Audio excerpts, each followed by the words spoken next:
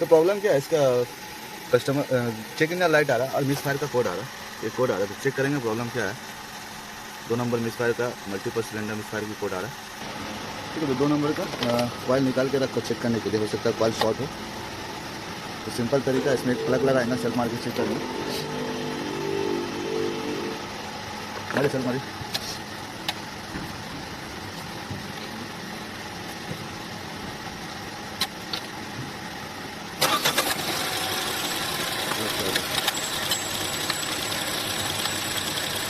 Earthing लीजिए सुबह।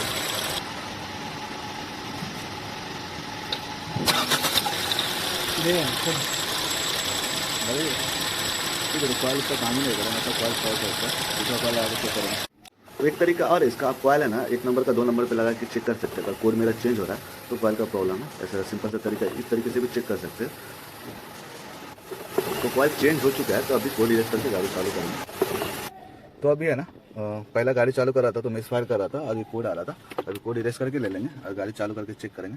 और चेक इंजन लाइट भी आ जा रहा था, तो अभी कोड इरेज हो चुका है। अभी गाड़ी चालू करूँगा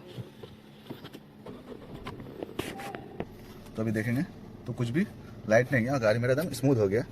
तो मतलब मेरा कॉइल का प्रॉब्लम था, कॉइल डाल के मेरा प्रॉब्लम सॉल्व हो जाएगा। तो यहाँ पे चेक करेंगे पूरा गाड़ी स्मूथ है, मतलब कुछ भी मिसिंग वगैरह नहीं कर रहा, मतलब मेरा प्रॉब्लम सॉल्व हो गया।